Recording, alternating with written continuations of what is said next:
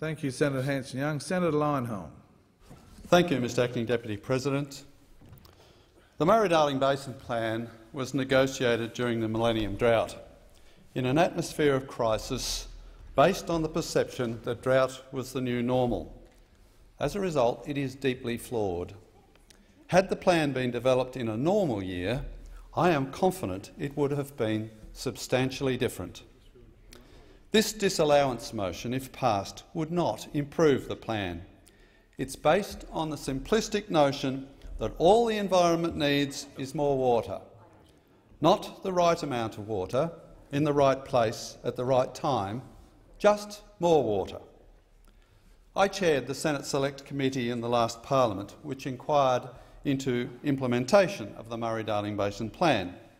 The committee spent a lot of time examining what was right and what was wrong with the plan and how it was being implemented. Australia is naturally a land of droughts and flooding rains. Droughts are normal, and too much water can be as harmful as not enough as well. We had plenty of people telling us the plan was great because it would add more water to the environment, and that the amounts of recovered water in the plan were absolutely essential. And yet, not once did we hear someone tell us that an environmental watering plan was required in a particular area where it didn't have one. Not once. We had people tell us they'd like water in the Menindee Lakes, and I sympathise with that, but they wanted it for recreational purposes, not the environment. The fact is, there is now an abundance of water available for the environment, and if there is any more water added to the Murray River, it won't have the capacity to carry it within its banks. It's full, and nobody wants to take responsibility for the damage to private property that will occur if there is man-made flooding caused by adding more water to it. Speaking of the Murray, it's not a natural environment. In nature, it ends in an estuary, and so water would naturally come in when river flow is low, and water would go out when flow is high. The mouth might close from time to time, but it would be open much of the time due to natural tidal scouring. Since 1940, the Murray has not been allowed to operate like a normal estuary. There are barrages near its mouth that prevent the sea from coming in when river flows are low. As a consequence, its mouth is now rarely open naturally. During the spring of 2016, for example, there were major floods in the Murrumbidgee, Murray and Goulburn rivers, which saw flows to South Australia in excess of 60,000 megalitres per day for over 5 weeks, peaking at over 94,000 megalitres on November the 30th. From November the 30th until December 18th, flows across the South Australian border exceeded 65,000 megalitres per day. And yet, on January the 9th, 2017, the South Australian government resumed dredging of the Murray mouth. The 5 weeks of high flows had failed to clear sandbars at the Murray mouth.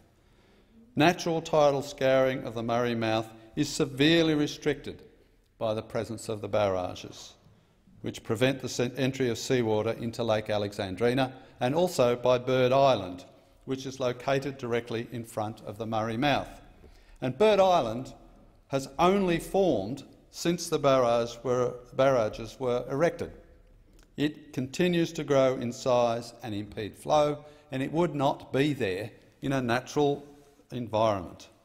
And the Murray is the only river in Australia with an artificially fresh estuary. Because of the barrages, the mouth of the Murray cannot even remain open 1 year in 10, no matter how much water is sent down the Murray. And yet, one of the aims of the plan is to keep the Murray mouth open 9 years out of 10. This is not a realistic environmental outcome and should not be an objective of the plan. In fact, what happens to a lot of the water that flows down the Murray and the Darling is that it evaporates in the lower lakes. That's Lakes Alexandrina and Lake Albert. between 800 and 900 gigalitres of fresh water evaporates per annum. That is 1/3 of all the water saved in the plan. If this evaporation was seawater, or more correctly a mixture of sea and fresh water, a significant amount of fresh water would be available for consumptive or environmental use within the basin. If this water saving was used for agricultural production, the potential benefit is worth $300 to $900 million. As I said earlier, the Murray-Darling Basin Plan is deeply flawed. It gives no consideration to the barrages that prevent the entry of seawater and whether they are still required or if there are better options for preventing seawater from mixing with Adelaide's water supply. Amazingly, the plan excludes the Coorong, probably the most neglected environment in South Australia. I am delighted that Senator Hanson-Young has now decided to agree with me about that. She didn't when I first raised it. And yet, no matter how much water is sent down the rivers, it won't benefit the Coorong. With the Murray mouth nearly always closed, it doesn't get properly flushed by seawater, which it would if the environment was operating naturally. To claim it should be assisted by more fresh water flowing down the Murray, as Senator Hanson-Young has done, is utterly absurd. The Coorong's narrow entrance is seaward of the barrages and operates in an unnatural tidal environment dictated by the barrages. That said, the Coorong in its natural state would receive a lot of runoff from the surrounding area. However, that's not happening because of the southeast drainage scheme, which diverts fresh water to the sea instead of the Coorong. If that water was allowed to flow into the Coorong, as it previously did, it would restore the natural environment. Environmental outcomes in the basin have improved since the end of the drought. However, it's not clear whether the improvement is due to the 2011 and 2016 floods and improved weather, the results of the existing Living Murray program initiatives, or from environmental watering under the plan.